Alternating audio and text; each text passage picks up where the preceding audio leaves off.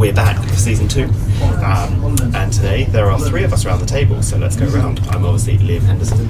Joanna's back from her holidays. And we have... you have Deb Carson.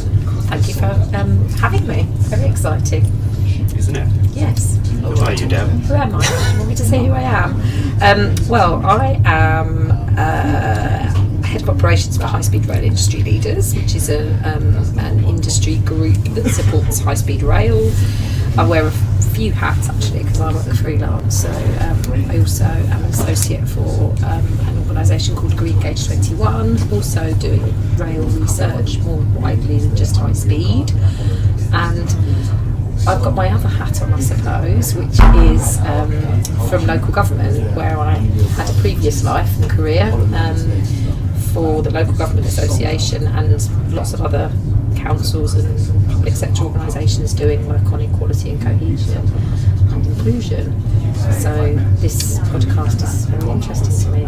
Topic for today. Yes. So just as an aside point, is that we have previously worked together for Rail Innovation Group events. Yes. So we may be referencing some events, so people know that we already know each other. Yes, we do. We know each other. Had us some cake. Yeah. Oh! Johanna finally made me cake last week. I know, Macaroons. and you know, it's funny, before we go on, I was going to bring cake today, but then they have a policy of only eating food so we're at the Royal Society of Arts today, and they have a policy of, because they are a charity and they rely on I'm just going to casually cover up my banana skin at this point because I didn't know that.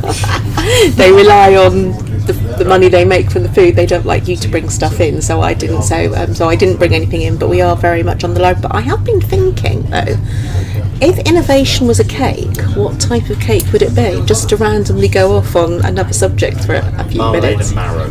Why marmalade and marrow? It makes people uncomfortable and shiver. That was a really bad joke, and I think you need to think about it more seriously. Because cake is very serious and shouldn't be joked about. No, exactly. An innovative cake, I don't know. I saw a few on Bake Off last night that would have looked pretty. Baked Alaska that shouldn't work, but does. Yeah, amazing. So I've been thinking about designing a cake for our group. Okay. So I've been thinking about it, but I haven't thought about what type of cake it should be yet. My expectations are very high already. Yeah. Because I have made new types of cakes, but they usually involve alcohol, so I don't think that would be very good for rail. So No, perhaps have to be alcohol free for rail, but We'll see. That's A work interesting, time one isn't and it? a post-work one. Yes, we'll have to give that some serious thought. Right. Down to okay, business. down to business. Yes, right. Okay, so we are sat in the library of the RSA in central London, and we're going to be talking today about inequality in transport, which was a subject that Deb chose. So before we sort of get into it, why did you choose this subject?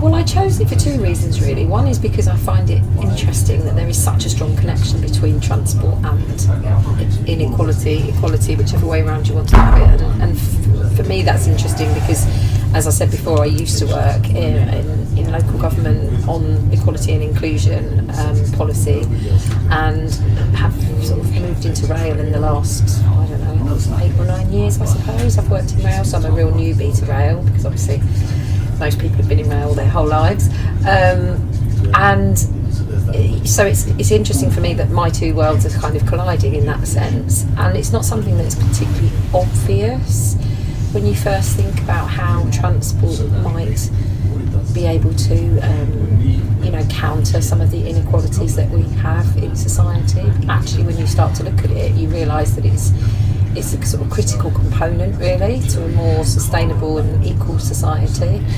So I think it's a really interesting topic. I mean, we could probably only touch on certain bits of it today because there's so much to it, but hopefully it might pique people's interest to go away and I think it is. I mean, I think, as you said, it is a wide subject and it's really interesting because I am going to call myself a girly swat because girly squats are trending at the moment, so I think I'm going to take that title up. But I did a lot of research and reading into this, and I've never really thought about it before, about how how big the subject is, because when we think of inequality, we tend to think of, disability groups, because we talk about that, but the subject is so much wider than that.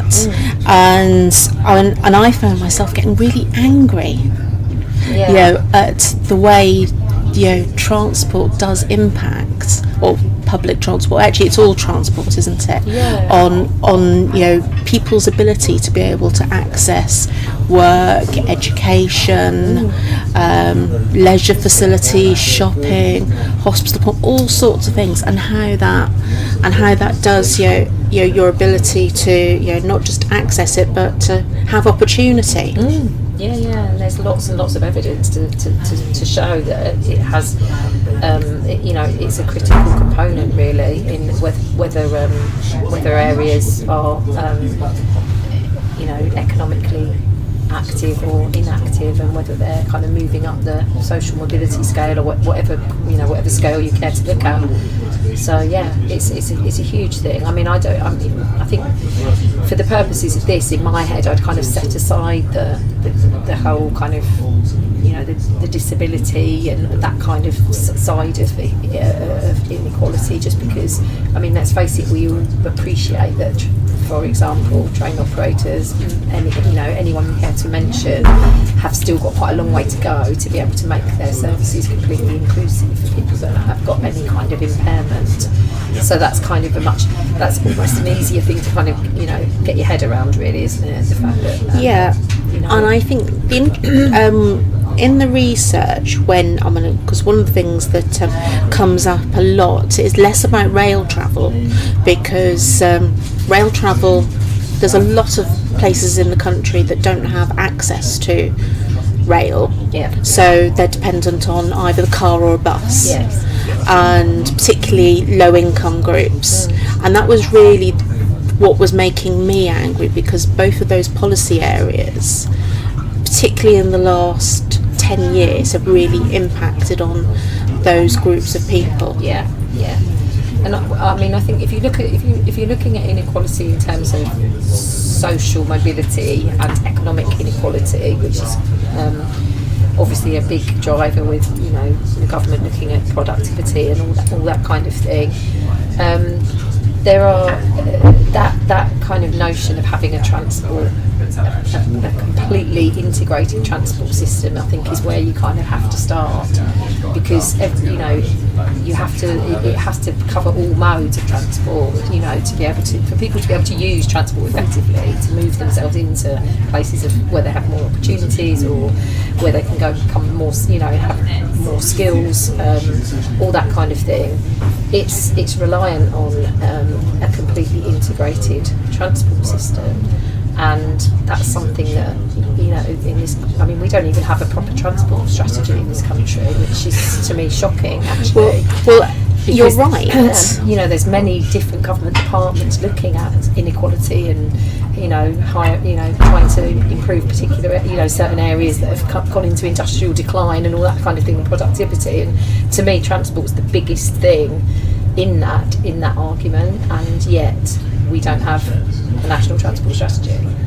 But I think that was one of the things that was striking me in my research, was that it's just across everything a complete lack of integrated policy. It's not even just a lack of transport policy. There was no correlation between, I've always said, about, one of the reasons why, if you only have to look at the National Transport Travel Survey that the Department for Transport has carried out every year, since 1967 or something, and that's showing that we're not travelling less, we're not necessarily doing any more journeys, but what we're doing is we're travelling further distances, and that's obviously related to housing.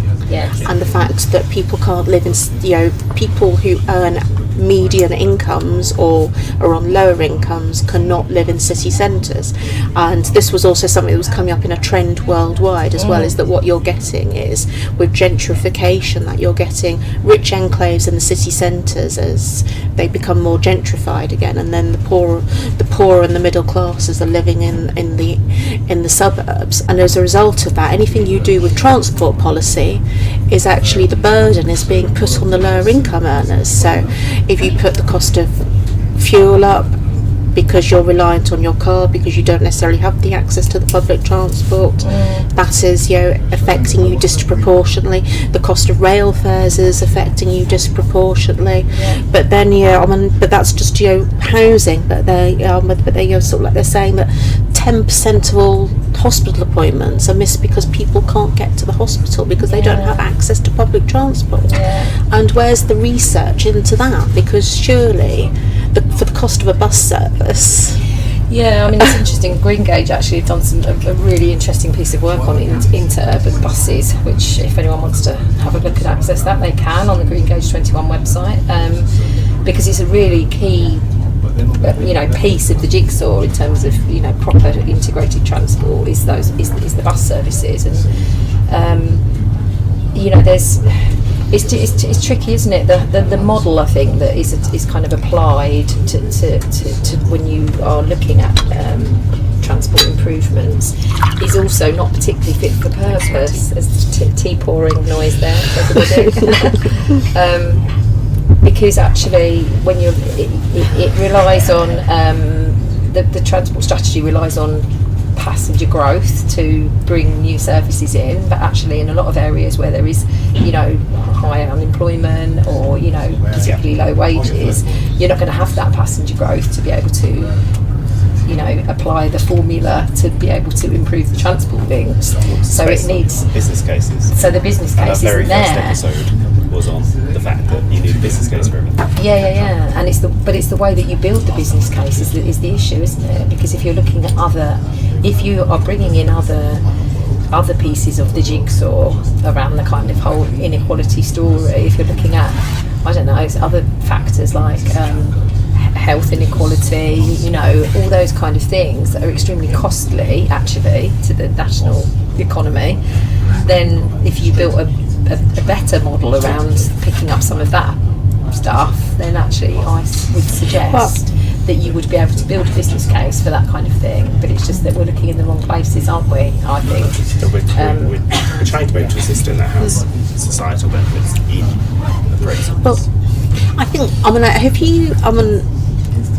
obviously, within transport policy, a lot of transport improvements are measured in terms of the government handbook under WebTag and the passenger demand handbook and all the rest of it. But there has been movements to try and measure some of the social benefits and to move more onto benefit frameworks. Have you done any work on that so that you can measure more of those intangible benefits? Yeah, I haven't personally done any work on that. I mean, there has been lots of work done on that, and Green Gauge have done quite a lot of work on that, but not that something that I've been particularly involved with. But I mean, KPMG have done work that looks at kind of how connectivity. I think the last report that they did, the study showed that a 10% they use the index of multiple deprivation, I think, in a lot of their studies. But I think they found that a 10% improvement in connectivity gave a 3.6% improvement in economic, social and environmental deprivations figures, which is quite impressive actually if you think about that. And it's something that I don't know whether in your research you looked at the UK 2070 Commission. They've been that commission was set up, I can't remember when, but it's just reported its second set of findings, and again Green Gauge has done some work to kind of support some of that policy area, but they talk about requiring a connectivity revolution to counter some of the massive regional inequalities across the country. On that, what is your feeling? So obviously in the press today at the moment it's all about the coastal communities, deprivation in coastal communities, lots of which have train stations near the end of the line. Mm-hmm. So in that respect, with regard to transport inequality, are we trying to pull economic growth to these extremely isolated regional places, or are we trying to improve people's access from those places to the places where there's existing economy? That's an interesting question. I mean, I think you would probably say to some extent both. I mean, if you're trying to build a better local economy, then obviously you want people to be able to for example, when you're looking at people going to seek out training, for example, and if you look at the evidence, tells you that a lot of people will go to cities or be sent into cities, like apprentices will go to cities because it's easier to get from one place to another. You know, that they'll go to where the easiest transport link is. So actually that's to the detriment of the local area where they could be training providers, you know, that are just not particularly accessible. And I suppose if you sort of take that thought and that model and apply that across any number of areas, then you are then, if you're constantly encouraging people out of your area to access all of that, then you're not building your own local base for anything, whether it's productivity, economic growth or anything else. And it's kind of like, and just taking that a step further is, when we were exploring earlier about lack of integration, is that the feeling I got in the research, because of this urbanisation and because you are pulling things into centres, I think actually that's what's affecting our high streets, because local small towns, they're not getting the people during the week because people are being pulled into urban centres to support a local economy. And so it kind of it's almost like a vicious circle that we're creating unsustainable towns, where people are being drawn in, we're travelling longer distances, we're getting there faster by train or by car, and we're not actually sustaining our local economies, and we're creating huge dormitory towns all over the place. And that has implications for services, it has implications for businesses, and so only big cities or big towns can sustain in the future. So to cover off the obvious elephant inside of the room, is that we all have experience of HS2, which is building a rail line from the middle of a big city to another big city, focusing everything in the big city. How are we comfortable with that reinforcing what you just said? Does it, or what's it doing to? Well, I think it's part of a bigger picture, isn't it? Or it should be. I mean, for me, the important thing, and something that does concern me, is that if you're talking about kind of, government strategy and how government approaches this kind of thing, is that it's part of that. HS2 is a critical part of the carbon narrative that we've just signed up to.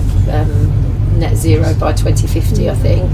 Obviously HS2 is a huge part of that.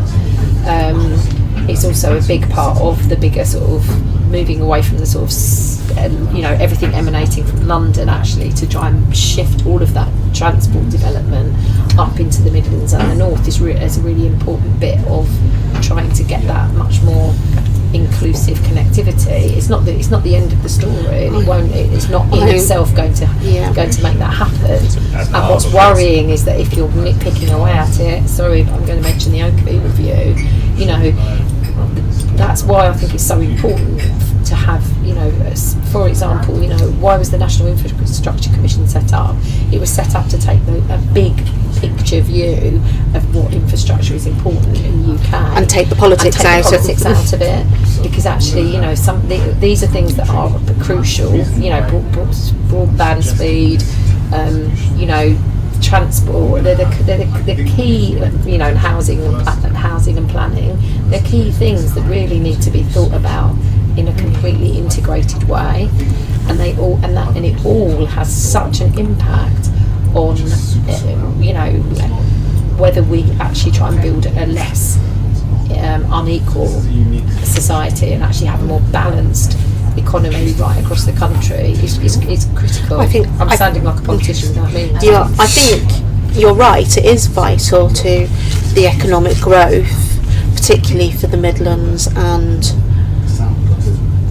north of Manchester and beyond, because it will have. Although people say it's going to benefit London more and all the rest of it, I don't think it will. I think it will drive business out of London, because you can already see the evidence of that happening in Birmingham, for example, where businesses are already starting to move to Birmingham. But also I think that part of the problem with HS2, and I don't want to make this about HS2, is that because the publicity on HS2 ever since it was conceived has been defensive, that actually they feel as they've had to sell a story on capacity, but actually given the carbon requirement, actually High Speed 2 has the opportunity to do what High Speed Rail has done in France and in Japan, and take airplanes out of the sky. And that's really what it should be focusing in on taking domestic travel away from Heathrow.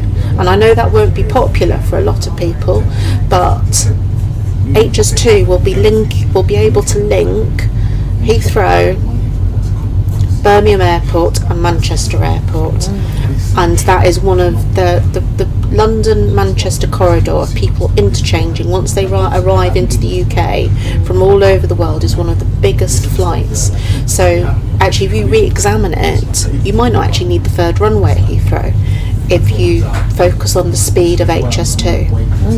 And that is good. That's got to be good for the climate, hasn't it? And that's got to be good for the economy of the UK, because actually that is, people flying and interchanging at Heathrow doesn't do much to benefit the UK economy, whereas High Speed 2 and people interchanging into a domestic rail service will do a lot for the economy of the UK. And also the Scottish narrative around that, which is that they want to be able to get to Scotland in less than 3 hours, which again is comparable with a domestic flight. So and that should be the story. It should be it should be competing with air. Yeah. And also it's not just the narrative for carbon around aviation, but also the stations for HS2 are being right in cities, which actually, as you say, is a you can look at that either way. But in terms of carbon, that means that you're not changing your transport. You're not changing onto different modes of transport. You're going right into the city in one journey. So long as transport to those stations is. This is where the integrated transport comes in, and it's absolutely that's such a critical part of the thing, and in some areas, I mean, in the Green Gauge report that I mentioned earlier, the work that they've done to support the UK 2070 Commission, they've picked out, we've picked out some very specific and quite easy wins around, changing, bus routes and stuff like that to actually improve connectivity, and that's way beyond what you would and that actually is about interdependency of the policies again, isn't it, and collaborating together to ensure that we get the benefits, because it's one of the other bits of research that I looked into when we had this topic was about active transport, and I think it's interesting, this term active transport, it actually means walking and cycling, and I think we should be, and scooting or whatever, and shared mobility and all the rest of it, and we should be in terms of breaking down some of those barriers of inequality, we should be looking more at that, because linking back to the health again, because we tend to design everything around the car, particularly in city centres and things, and not actually designing it for the cyclist, the pedestrian, and that we're actually creating more inequalities because we're making people's health worse, and that's all linked to the carbon and everything. And if we're really serious about this, some of these challenges that we have, we can actually turn them around by thinking about these policies better. All that kind of smart transport planning is so important, isn't it? Because on the one hand, everyone's kind of being told they need to get fitter and do this, that and the other, but actually a lot of places are designed so poorly that you can't walk comfortably from one place to another, when actually you could do the distance, but you just couldn't do. You can't get to where you. I think. Street lady.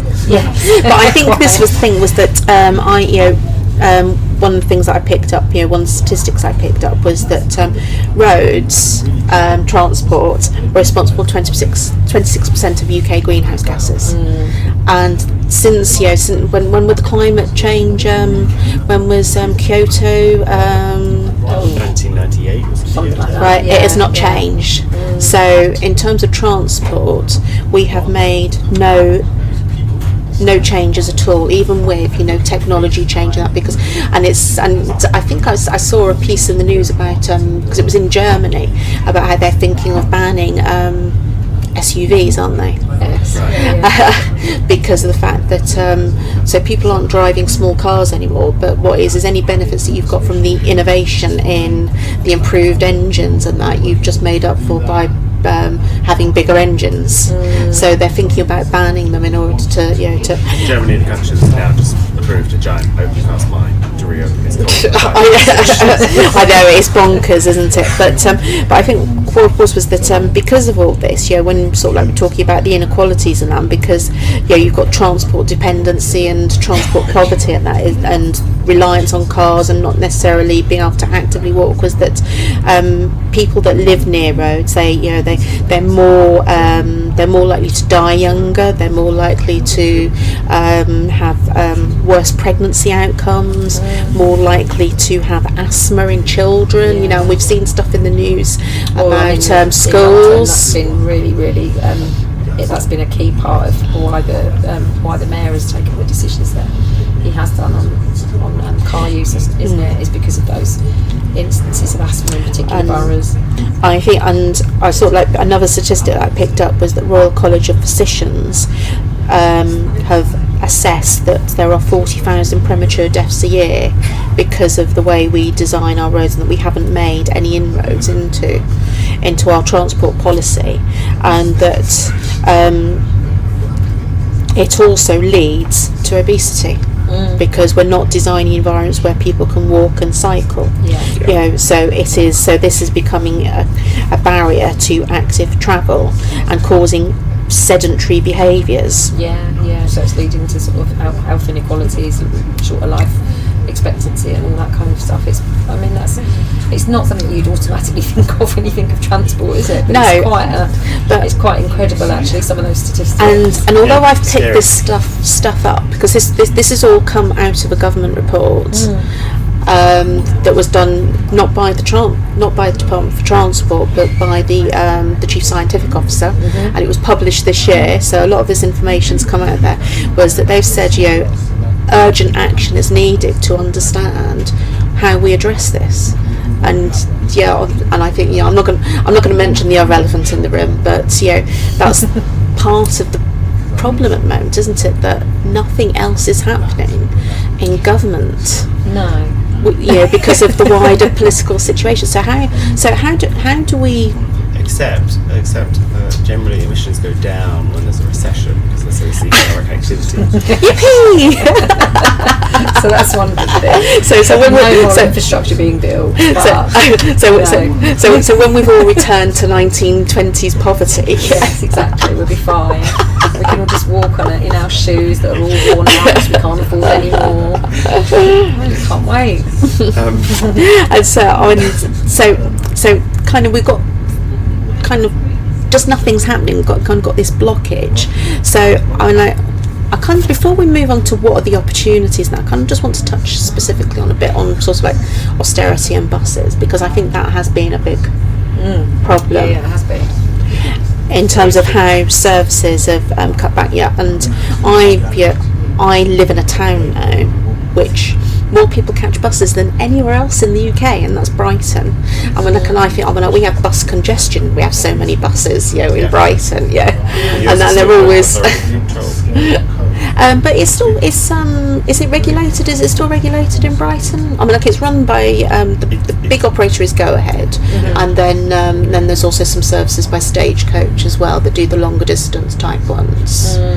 But I think a lot of the issues around, it's a big issue in everything that we've talked about as well, is the kind of is ticketing and pricing and concessions and that kind of thing. Because that's a really important element of if you're trying to encourage people back into back into work, back into training and having to use transport, then there needs to be concessions. Where rural bus services exist, they're really expensive as well. Yeah, no, absolutely. Well, I think cost is a really big challenge, isn't it? I live in Kent. Buses are expensive in Kent. Everybody complains about traffic congestion, but I believe it's still true that children don't get half fare. No, and I read something about that because they pay full fare because they're travelling in commuter time, which to me is utterly ludicrous. Because and this is, I mean, because I kind of thought, where does the Equality Act sit in all of this? And because I did read about, because concessionary fares for older people, shall we say retired, set in legislation, aren't they? Although I didn't realise until recently that they'd secretly linked it to the latest retirement age for women, which is now 67. Yeah. So when we moved to Brighton, my husband thought he was going to get a bus pass. No, you've got to wait another 7 years, sir. But in London, it's 60. Yeah. So is that so is that discriminatory because different authorities are applying policy different? Yeah. No, I don't. No, not under law, but it's interesting. But under the Equality Act. Under the Equality Act. Because my husband's not working; he is retired. Yeah. I don't know. I don't think that applies, but. What I do think is that, which is something that the UK 2070 Commission has also talked about quite a lot when we're talking about inequality and tackling all of this, is that devolution. Because obviously devolution will have a big, should have a big impact. I mean, if you look at London, has a much fairer and easily accessible and streamlined way of doing things in terms of ticketing and transport generally. So I think it's regulated.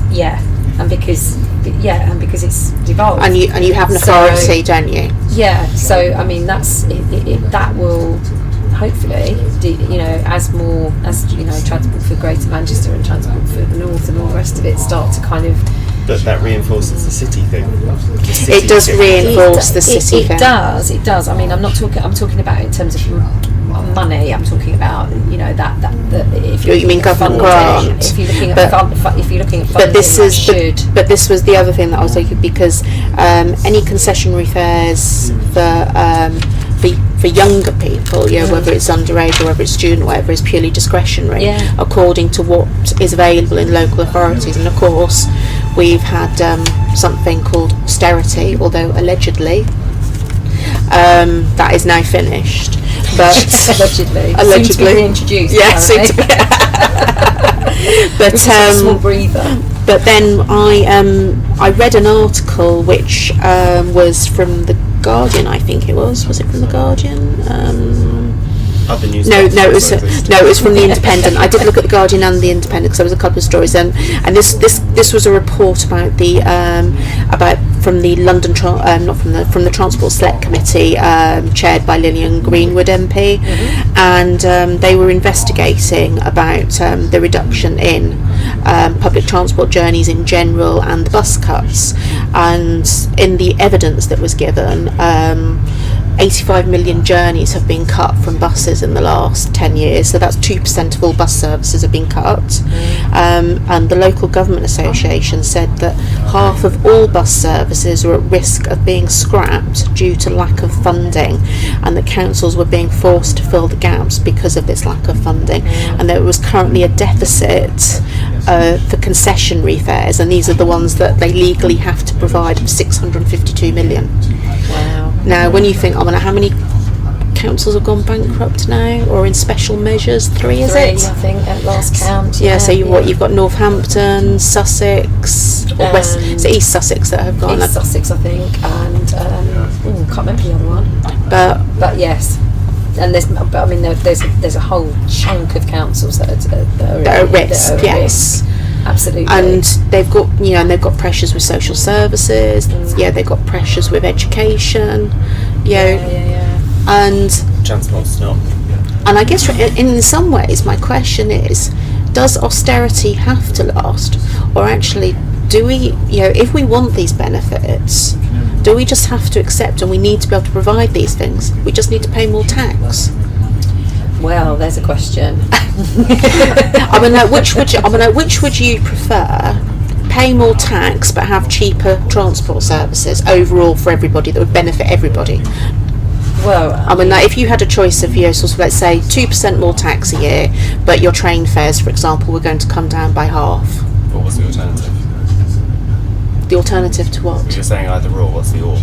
well, that was it, or we just carry on the way we are, where we just keep where we keep just cutting services, we keep cutting our infrastructure, we keep putting train fares up, because train fares have gone up 20% in real terms since privatisation.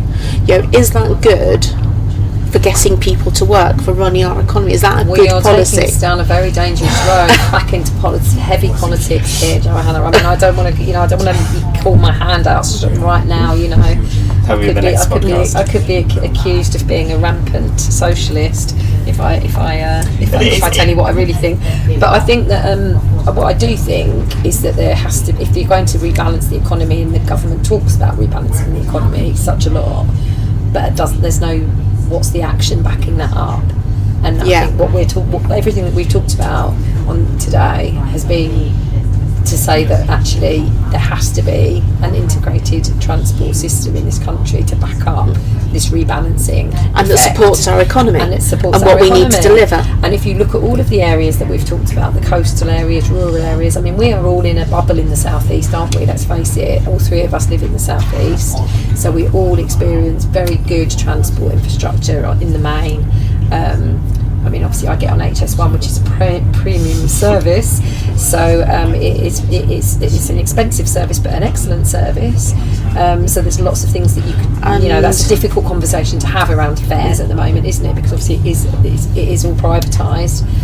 But I think that if you look at these areas that are outside of that bubble, coastal areas, areas up in the Midlands and parts of the north where there are, really, really significant issues around unemployment, then transport has to be in the picture there when you're talking about how to bring some of those areas up in terms of productivity and I think I think that is really important. And you're right about the southeast bubble. Completely. Because twice in my life I've moved, and in both those times I've moved from those types of regions back into the southeast.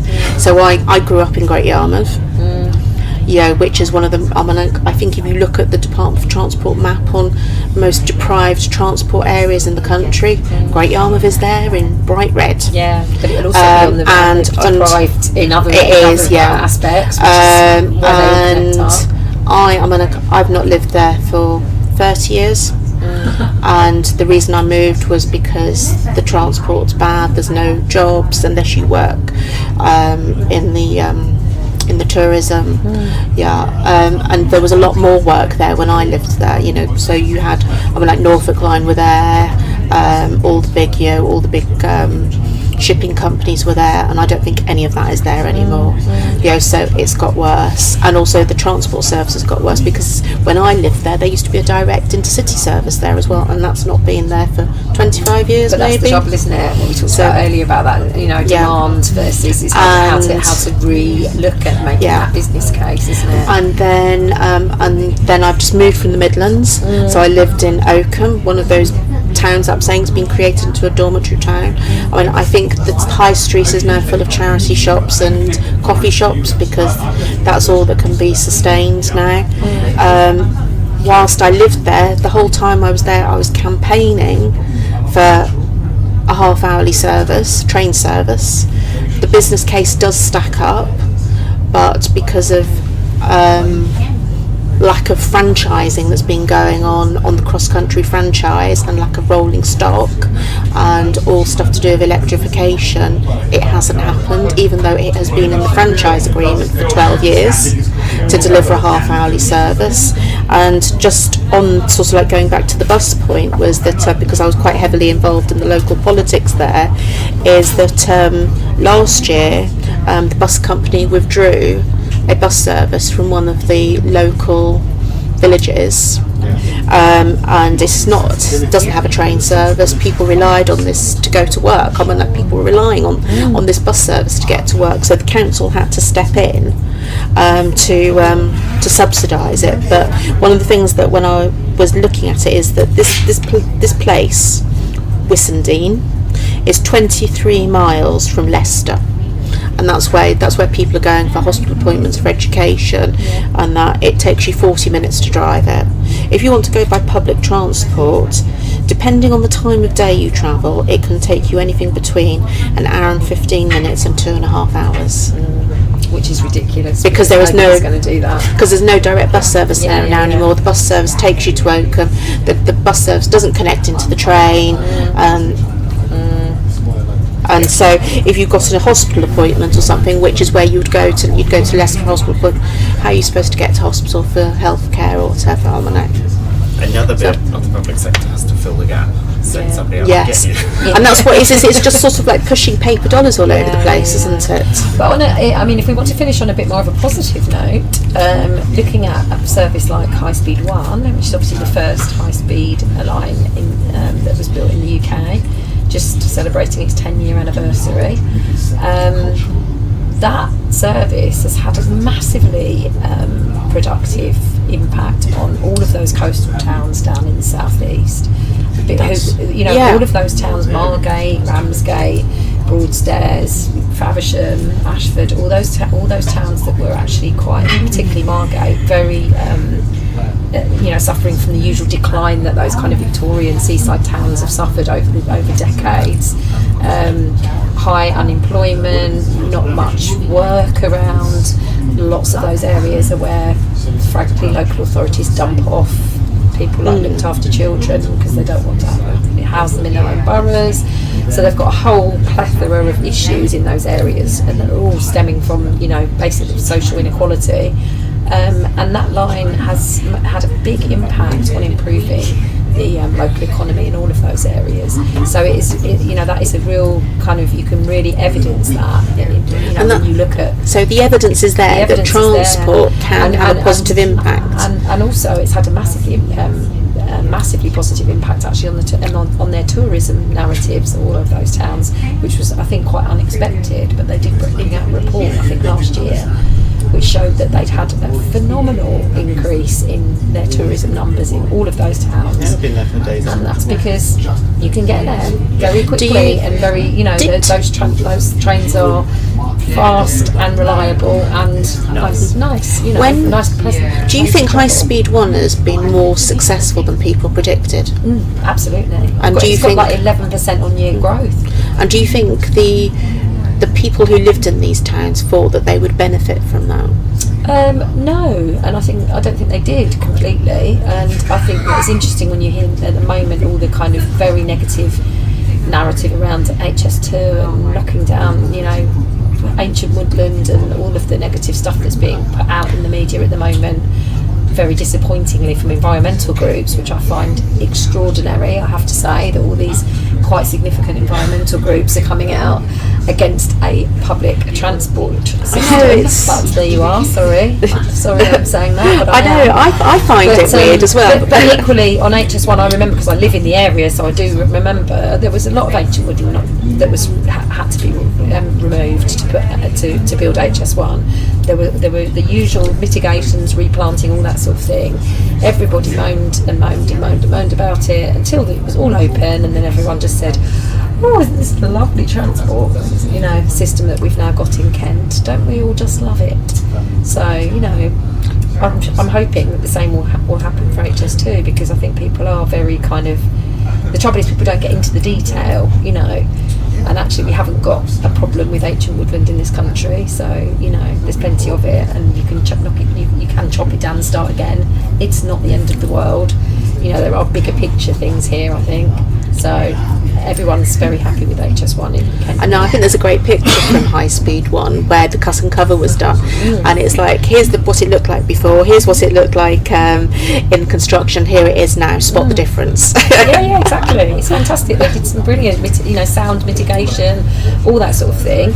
And I mean, obviously that, because of all of that technology is developing at a rate of knots, I would imagine that HS2 will be several steps ahead of that this time around. So it's a really, really positive story from HS1, and I hope that HS2 we end up talking about that in 20 years and saying how marvellous it is. So we're going to finish on a positive note. So good news story, High Speed 1, transport can make a difference. And I was going to say one positive thing from everybody, but do you want to say something else before we say one positive thing from everybody? You started off with a local authority policy role, now you're in more of like a delivery industry. Would you recommend that as for people to help make a difference, or should they stay in the policy? I don't know. I think what's important is for people to dip in and out of other areas, and I think it's interesting that I mean, we talk a lot. Obviously, I work a lot on HS2 related, work, and one of the things we talk about a lot is how to bring innovation into the supply chain. And a thing or two about that. Yes, we do. It's a quick plug for our startup early events. But one of the things that I think all of the suppliers into HS2 at the moment are looking at is how to get people from different industries to come into rail, because that's when you get that cross sectoral learning, or whatever you call it. That's when you get people having different ideas about doing things.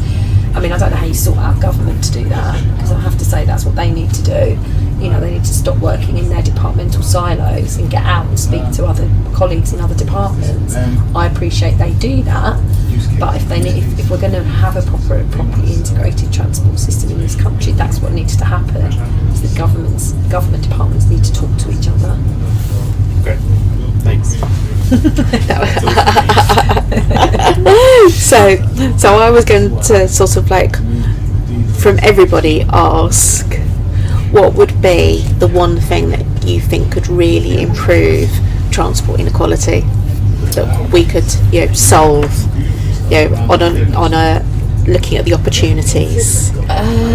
For me, it would be just giving all young people free travel. And what age would you?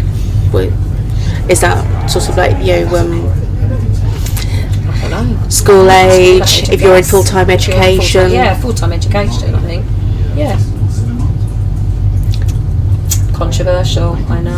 I don't think it is, because I had they do it in London. Well, they do it in London, but I think up until I went to university, I always had free travel. Not on trains, but on buses. I used to get it from my college every term, like this little card or something. I might have paid £10 a term for it, but it was. Yeah, I think we did as well. Yeah. I would say public sector buses. Yeah. What, taking them back into public sector ownership? Or filling the country full of more buses, basically. More buses. More bus service. Because there was a picture. I saw a picture today where it showed sort of like. Did you see it on? I think it might have been on LinkedIn. I think it might have come out of the European Transport Commission or something, where they showed sort of like how many people from 77 cars or something can fit onto a bus, and it's like 2 buses. Yeah, and how much better the streets are, because I have to say, coming up Whitehall today, the one thing you can say about the Extinction Rebellion protest, it was lovely walking through Parliament Square and up Whitehall, because there's no traffic, because they've blocked all the roads off. Yes. You're just walking up and down, and it's lovely. It always feels like a party. So thank you, Extinction Rebellion. I'm going to follow on with